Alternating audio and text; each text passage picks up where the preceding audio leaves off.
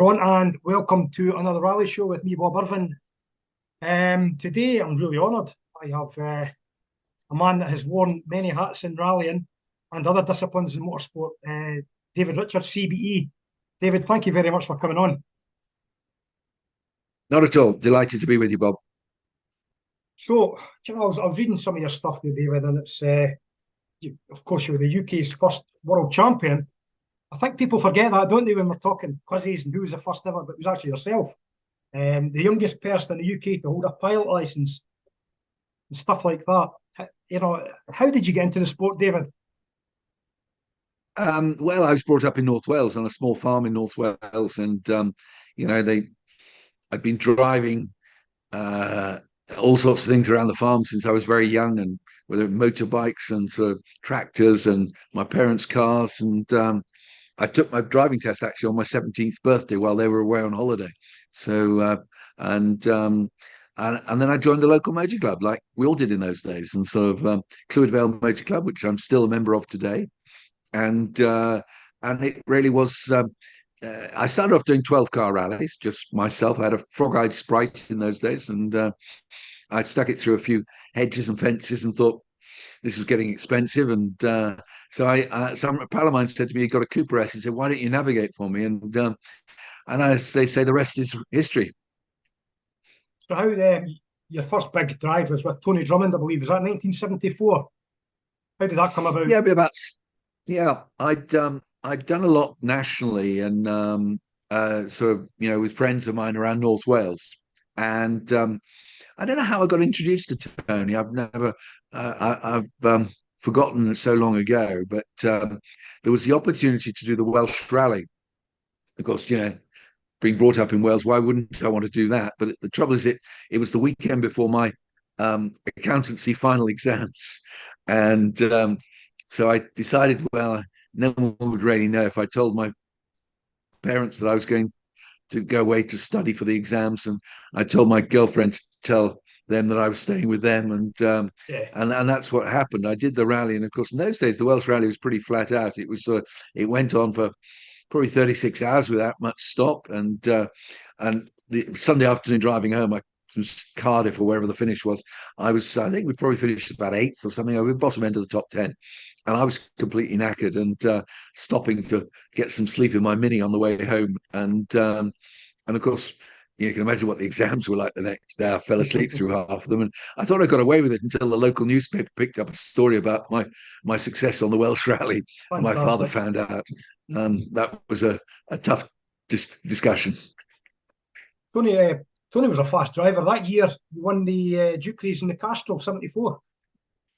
Yeah, we won the national. That was the first year of what was the Autosport took over the stage rallying. That was the first year of special stage rallying, and in the UK, everything was moving from road rallies those days. The sort of the big sort of championships in Wales, particularly, and the stage rally drivers were a lot of them coming from Yorkshire. And there were a few up in Yorkshire, and I just got friendly with a few of them, and we went on. Tony won the championship. I missed out on one round of the championship, if I remember correctly. For some reason, I had to do something, and so Paul Faulkner's co-driver Monty Peters was the winning co-driver that year. You also did the Donegal, the Welsh, and RAC. I mean, to come into stage rally with an accomplished driver, win a couple of events, and do these events, must have been quite something for you. It was a big change for just doing some events on the roads. Yeah, it was. They were sort of pretty big events to do, and I met lots of interesting people. I think I met then Andy Dawson, Mm-hmm. who'd won the Clever Scholarship, and we went on to do a number of events the following year. And then, of course, I met Tony Pond, where we did again a few events together in the Opal, and then I think we finished fourth that year on the RAC Rally, Mm-hmm. 75, and went on to join the factory Leyland team the following year in Yep. 76. So it's I met Harry during that window of time as well, for the first time. And we were in on the Welsh Rally. I think it would have been in 75, Right. 70, yeah, 75. He was over there and didn't speak much English, but we got on really well. And he comes from a very similar background to myself, a little farm up in Tupperware on the Russian border, and he ended up coming to stay with us up in North Wales, and I don't know how we communicated, but we did, and we've been great friends, of course, ever since. Yeah. If you just step back a little bit to 75, and you were in the Datsun Violet, you won the Snowman, and then you were. I've never actually heard of this 747 Rally Jamaica, but you went away out there in a We did. It was the Chevrolet first. Chevy. Yeah, well, it was. I forget the car, but it was a very tough navigation event in the sugarcane fields of Jamaica, and we had Timo Mäkinen there, we had Roger Clark there, we had everyone went across there. It was the first British Airways direct flight to Jamaica, and they sponsored it. So Right. we got taken across there, and in fact, that's where I met Harry because I remember meeting him well. He came across without a car, and with a guy, Geraint Phillips, who was the motoring news journalist, and they ended up borrowing a car from the Rothmans rep on the island, and of course, as normal, Harry took a couple of wings off it as well, so he got handed back in not quite the same condition he took it. So, but no, that was an interesting experience. That was an incredible year for you, David. 75. You were Dawson in the Violet, Vatton in the Scottish Donegal, then Pond as well. You won the Tour of Britain. It's incredible for somebody just to jump out the lanes and get these fantastic drives. What was your ambition at this time? I mean, you've obviously got incredible I wanted to be business thought. acumen. So, was it your plan to combine Yeah. motorsport and a business? Yeah, no, I wanted then to be a full-time co-driver. That was my ambition.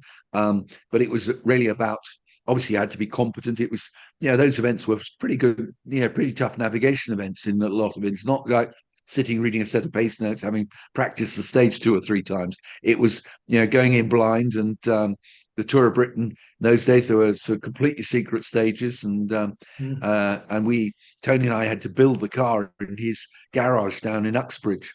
And I had to raise the money as well to try and get some cash for it.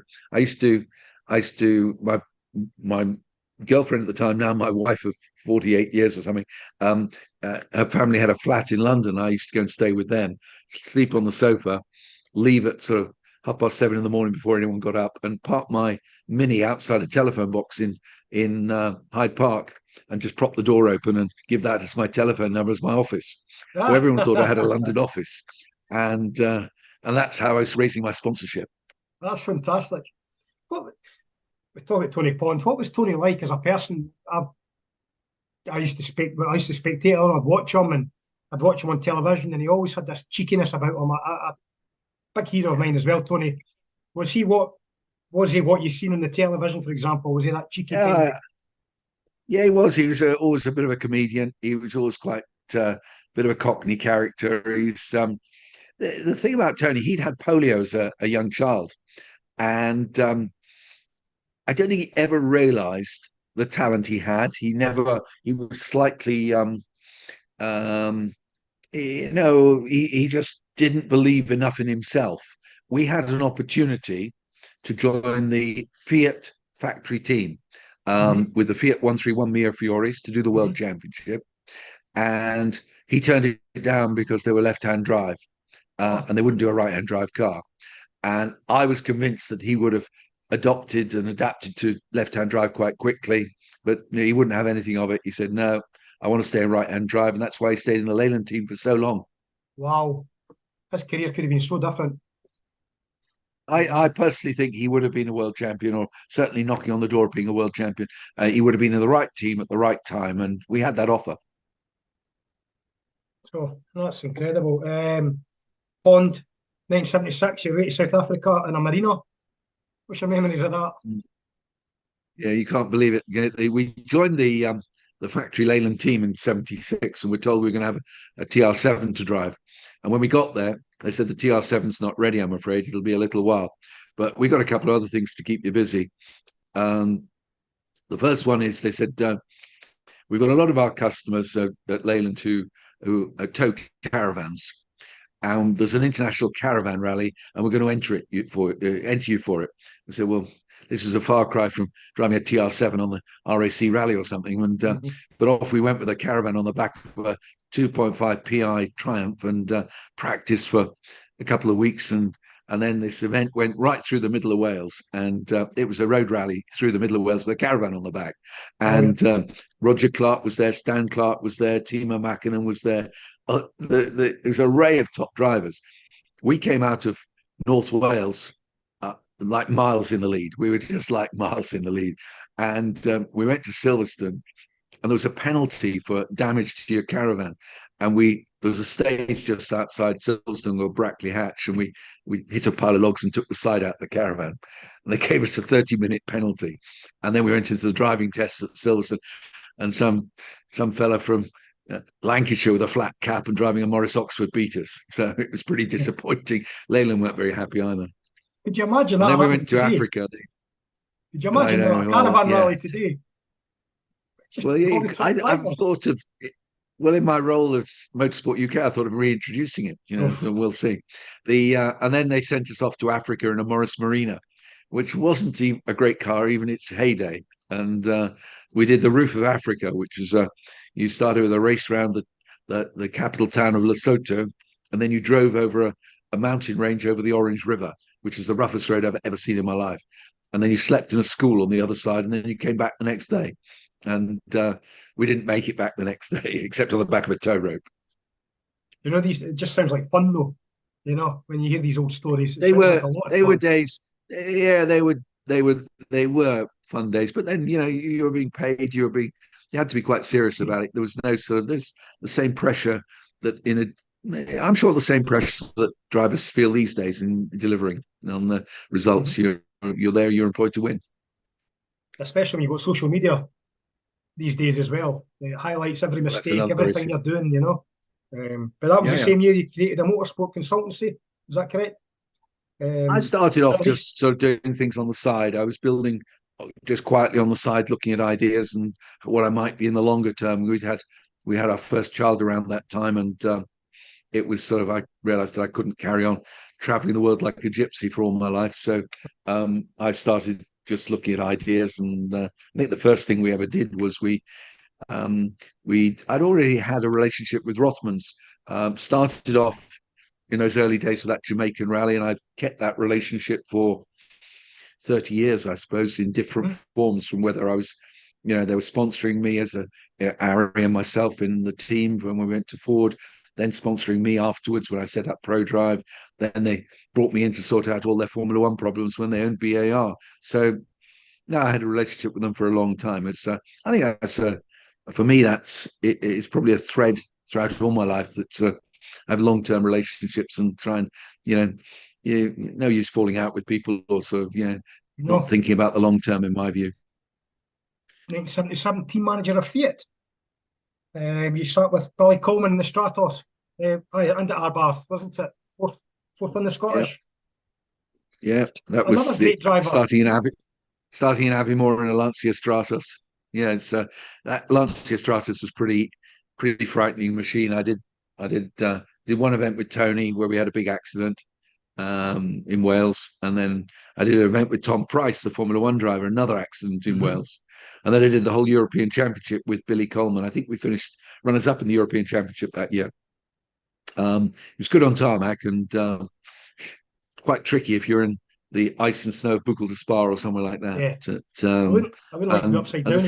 At the same time, I got offered the job to be team manager for Fiat with Marco Alen as the driver for the European Championship, and that was an interesting time. Yeah, I was only about 28 years old, and I learned a lot very quickly. How was Marco then? I mean, he must have been very competitive at that age. Was he hard? Oh, he was. I know he's. Yeah, Mark is probably the same age as me, and he was the top driver of the year. He was that. If you remember, he won the world championship for 5 minutes until they changed the rules or did something. I can't remember what happened there, but he was top driver at the time, and I think he's more Italian than Finn. Actually, he was rather sort of interesting guy to deal with. We've kept in touch. I haven't seen him for a couple of years, but always keep in touch. I know the media were petrified to open the door to him at the end of a stage in case he'd had a bad stage, stuff like that, you know. Yeah. 1978, David, you only done one event, South Africa, which I think you won it, the Chevrolet again. Was that What with were your Tony night? Bond? Yeah, it was with Tony. Yeah, Yeah. was it? Yeah, we used to go out to South Africa quite a bit. That would be the Castrol Rally in South Africa, Mm-hmm. and the problem then, it was just that the problems with apartheid, and it was all getting a bit uh, uh, difficult. So we decided from that point on we weren't going to go back to South Africa. So it's sad because they had great events, great teams out there, and still lots of friends. But it was, it wasn't the right thing to be doing, to be competing in South Africa when they were going through all the problems of Mm-hmm. apartheid changes and etc. So in 1979, you start with Ari, and that was a lot of WRC and a lot of the British events. It's I just can't believe your drivers, you know, how you're such a kind of short navigating career, and you just sat beside all these fantastic drivers. You were 10th in that Fiesta. What was that like, that wee Fiesta? The starting point of that was that I'd obviously kept in touch with Ari through the years, having met him in Jamaica, first of all, 3 or 4 years previously. And it was very clear that Ford were getting a bit fed up with him because he crashed so many cars. And they had an excess of drivers. They had Valdegaard, they had Mikola, and they didn't really need another driver who kept crashing cars for them. So um, Ari and I had having a chat about this, and I, as I said, became friendly with with Rothmans. And so I went to Rothmans and I said to them, look, why don't we um, set up a sponsorship for Ari and myself to do the World Championship? And I persuaded them to give us a budget of £1 million, which 1978, that was quite a lot of money, £1 million. Wow. And we started off with Monte Carlo with the Fiesta. We finished 10th, which was Roger was in a Fiesta as well. I think he finished a couple of places behind us. Um, and it was a great experience. And then we went on to sort of, through the rest of the season, then we didn't do all the World Championship that year, but we did a fair number of rounds of the championship. And it was and that's where Ari and I sort of cemented our relationship and really set out our ambition. And it's quite challenging. You just think, oh, my job was just to be the co-driver. But firstly, the events were very different from what they are today. The practice that was required, the time on events. We spent 3 weeks at each event, but also I was responsible for the sponsorship as well and running the relationship with Rothmans, and that's quite challenging as well. So I'm working with Ari, trying to get the best out of him, working the team, my role in the team, and then also having to deal with the sponsor as well. So it was interesting lessons learned that year, and it all adds to the sort of whole things you grow up with and you sort of get better over the years.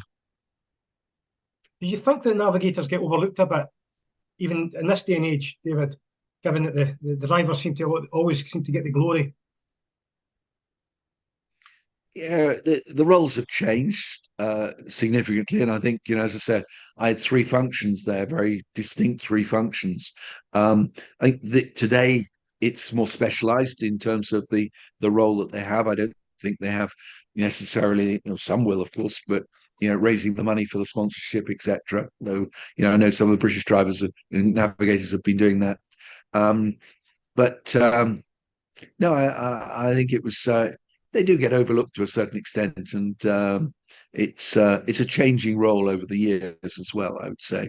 Yeah, But a absolutely. great grounding, because what it does for you, in my later activities, it learned you're a psychologist as much as anything. You've got to understand the driver, understand what's going on in the team technically, and who, how to get the best out of the situation. It's it was a great learning ground for me, and Harry and I didn't always get on. We were, we're not. We remained great friends afterwards, but we were there were times when it was very stressful, and you know openly admit that, and Harry would tell you that as well. But that's what builds great friendships. Mm-hmm. I remember Hanu saying that he was away for something like 300 days of the year. So that you wouldn't be far away from that as well, would you? we were the same. We were like, as I say, we were like gypsies going around the world. We were just, Gypsies. living out of a suitcase. I had two young children by then. Well, no, by 81 we had two children, and my wife and I just decided that if I could win the world championship, that was it. I didn't need to do anything more. That would be the stop, and I would focus on trying to build a business after that. Which talking of navigators again, which navigators were you friends with at that time Oh, in the we all WRC? worked. The great thing about rallying for me, as opposed to Formula One, Formula One is gladiatorial. Hmm. It's and it's I don't mind saying that I didn't make many friends in Formula One. That was just how you were. You just sort of it's the barriers came up, and you were sort of they were the enemy, and that was how you behaved. In rallying, and it's the same if you think about it in any sport where you're against the clock or you're against the environment. Golf would be another example for me. Hmm. Golf is a very civilized game. Coming from Scotland, you'll know that, but it's it's and rallying's the same. How could I impact on Hannu Mikkela's performance? He was against the clock on the same stage, and that would be that. And so we became great pals with all of them. We used to practice together. We'd spend 3 weeks practicing a rally like 1,000 Lakes. Go to Acropolis, and you'd be in Acropolis for 2 weeks driving around. So you'd stay in the same hotels. You'd see everybody in the evenings over dinner. We all had a lot of respect for each other, and I don't think there were many that we'd fall out with. I think there were many. They just became good friends. And Hannu, particularly, was Hannu and Arnie Hertz became like father figures to us. Hannu, particularly to Ari, he looked after Ari like a younger brother. 1980, David. That was quite a year for you. That was the year you won the title, the BRC, and I don't know. I remember the battle with Jimmy in the Chevette. Oh yeah, in Ireland, That, in that Ireland, was where we I stuck it on the interviewed roof. Jimmy. I interviewed Jimmy on here 6 months ago or something. We had a good chat about that. It was an incredible race, wasn't it? Yeah, it was. But we always had battles with Jimmy, and there's another chap who's become a good friend over the years. Uh, but I remember in Ireland, particularly when we were just tooth and nail, it was just hammer and tongs, and one of us was going to have an accident, and then eventually we stuck it on the roof. And but no, great season. That's also the year you went off in Portugal. Was it the two of the Rothmans cars went off at the same bend in Yeah, that's Portugal? right. We were on top of Hannah I'm Mikla. We came sure. down early in the morning, and it was just a little slippery. And it's in one of the stages where you have cobblestones, and I remember feeling as soon as I looked up, and I could sense just I hear it through the headset. And I thought the rears had locked up, and we were just going backwards. And I thought, no, this is going to be a big one. And we landed on top of Hannah Mikla. I'm pretty sure. Did Harry not think that half the car had come away because he could see the back of one He looked in Escort? the rear. He looked in the rearview mirror and thought, "No, this is a big one because I can see the bonnet in the rearview mirror." And then Hanu knocked on the window and checked we were all right. Oh, well, that was He some just year. You didn't won have the enough time to Acropolis. get up. You won the Yeah, that Acropolis was in the Welsh that that, year, and the BRC, yeah, we of did. course.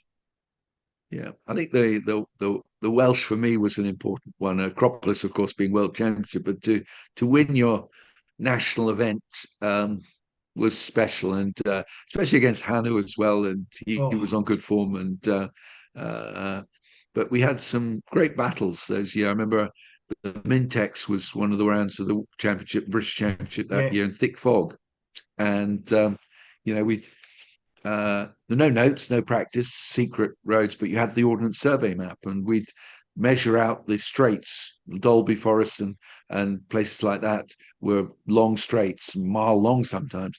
So we'd measure them out and then count them down on the Halda, and just and blind faith. Harry would just be going flat out through the fog, and I'd count down 3, 2, 1, break, hairpin left, and we came out of that Mintex rally the next morning. Hannah Mikla and ourselves, Arnie was just as good at doing it as well.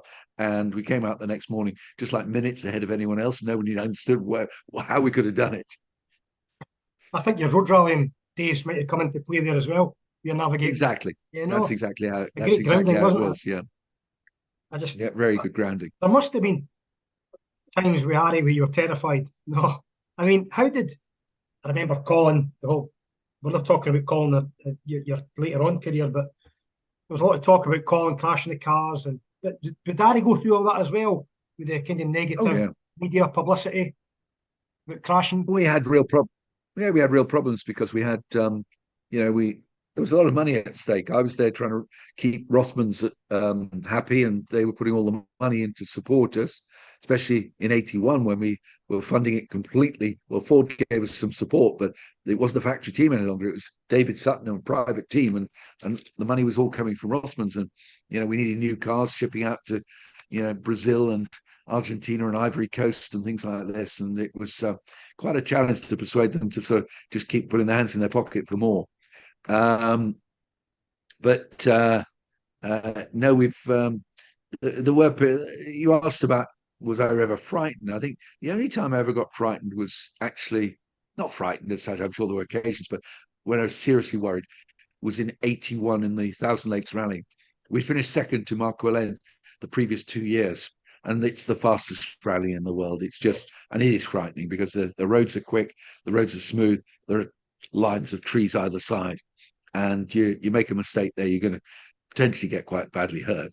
And we Harry said, we've lost this rally twice, and we lost it on the first 3 to 5 stages. Marco's got a lead on us at the beginning, and he's held it from then on. And what we're going to do this time is we're going to go absolutely flat out from day one, from stage one. And he did. And it was quite terrifying how quickly we were going for the first few stages until I think about 4 or 5, Marco rolled. And that was it. It was a coast to the finish to win. Incredible. So you had 7 second places that year, 2 wins and a third. Some record. 81 was obviously the big one. Your championship winning year. I was just going to mention the Thousand It Lakes. had its ups and downs though. It was either there wasn't anything in between. It was sort of we'd either win or we'd have a big accident, and it rather went like that for the whole season. And there was there were lots of occasions when I look back and I thought we could have just taken the points and just sort of settled for third Yeah, place or whatever, but that was never Harry's style. And it was I remember one particular occasion where in San Remo where we were fighting with Michel Mouton, who was incredibly good, very competitive. And we get into the final night and we thought, well, we could settle for second place, take the points, and we're sort of almost home and dry for the championship at that point. And it was second to last round, if I remember correctly, or third to last round. And Harry decided, no, we should go flat out for the first loop of stages that night, and then decide after that. So I wasn't voting for that personally, but there we go. I got outvoted, and we just clipped a wheel on a wall, just a very minor incident, and we dropped, I think, to 7th or something like that at the end of the day.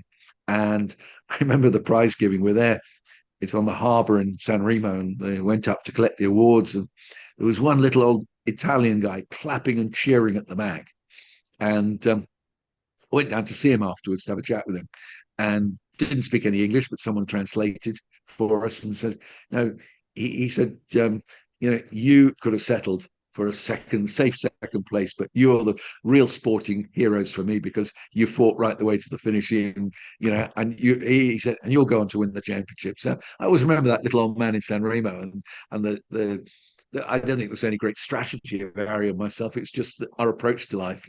Let's do it flat out and not worry about it. what was your approach to that year's REC when you had to finish ahead of, was it Frecklin? Guy Frecklin. What was your approach? Because with Harry being a 10/10 kind of man, did you have to rein it back a Yeah, few times in there? we did. Started very cautiously. We were sort of, the first couple of days, we were very sensible about things. But once Frecklin had gone, I think that was sort of, he was well down the field. He was well out of contention. But I do remember there was a bit of snow in North Wales on the final day or the final night, and Hanu was following behind us. And he came to Harry after the service parties, and he really laid into him saying, I've seen your tyre tracks. And if you carry on like that, you're never going to be a world champion. And he really is a big brother approach. And and Harry listened to him as well. I must admit, David, Hanu was for me just God. I thought he was fantastic. You know, I just loved Hanu to bits. Yeah, I was just talking about that RAC. You know, how did that feel when you won the championship? Was that your highlight of your whole career? Was it I don't. taking that title? Yeah, yeah. Obviously, it's one of the major events, and because, and quite importantly, for me, it was a very emotional thing because I come, as I told you, a little farm in North Wales, very close to Clocainog Forest, and when I was about 12 years old, 11 years old, I got three younger brothers. We all went up to watch the RAC rally, and my father took us up there and we sat on a corner just near the end of the stage. We just walked in from the main road, sat on this corner, 90-degree corner. And we sat there all afternoon. We watched everyone come through. In those days, you even had the army come at the end. So we watched the army Yeah. cars come through. And I always remember it to this day. And that corner was the very last corner of the RAC Oh, that year that really? we won the world championship.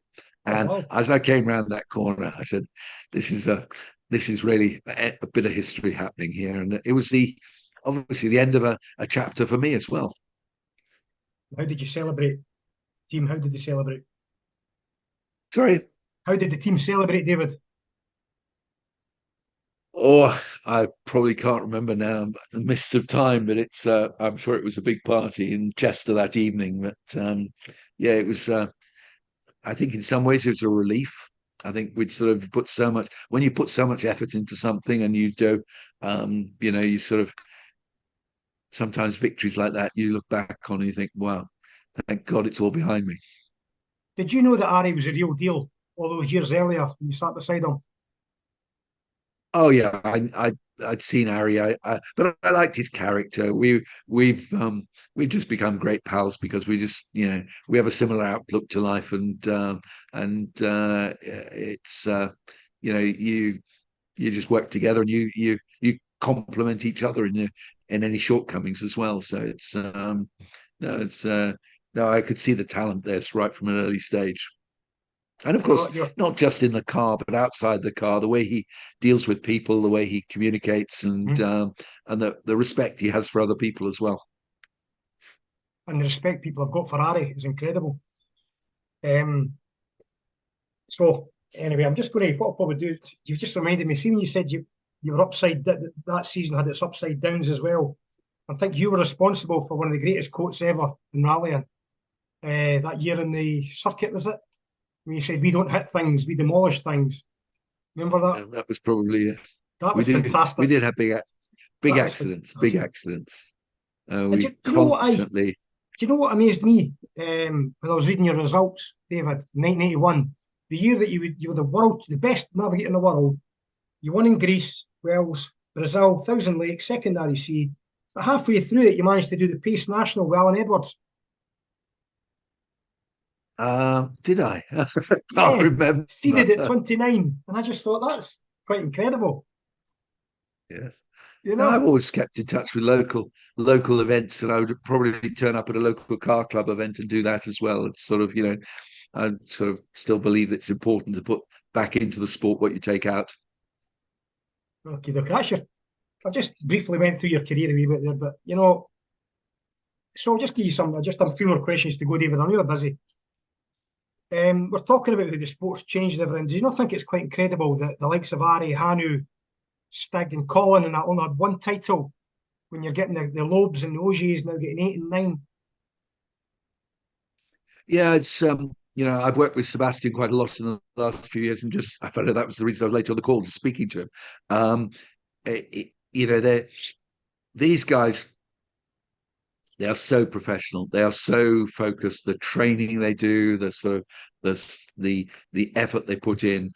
Um, I look back on us, and you know, we were just sort of we were in the right place, the right time to have the right cars and everything.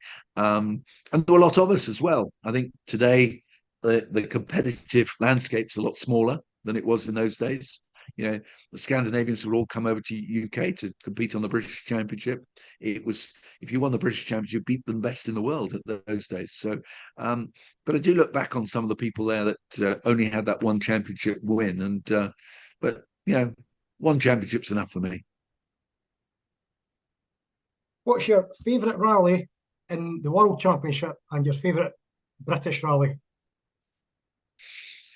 In the World Championship, um, obviously, I love going to Acropolis. That was very challenging, but I think the Thousand Lakes. If anyone asks me, next year, do you want to come on any events with us or go out? Harry keeps asking me to come to Finland. I didn't go this year because I just didn't have time. But I'll probably next year we'll go back to Finland and go and stay over for that event because that's just so magic, that event, and the speeds and the atmosphere there and the enthusiasm of the crowds. And if I look at UK, then Wales is my home country, and I'd always put Wales in front of everything else. No, I find it incredible that most rally fans' dream is to sit beside Harry Vatten in the Mark II in Finland, and you've done it and you've won. I mean, it's incredible to me. Which car, out of all the cars you've ever sat in, would you like in your garage today?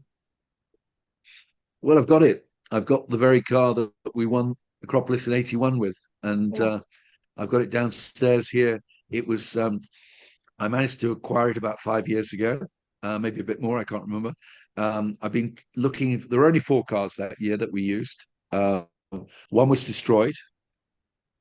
One's in the Bewley Motor Museum, and the other two were in private hands. So I've been tracking these cars for a long time. mhm. And eventually, the guy said to me, "I'll sell it to you." And they'd used it quite a bit since it was run by us. Obviously, they'd sort of done local events and they'd done all sorts of things. So I sent it down to Phil Mills down in Mid Wales Uh-huh. to get it rebuilt. And John O'Connor, who works for him, used to work for David Sutton and built the car originally. Originally, he tells me he took 3 weeks to build the car because that's the time constraints he was under.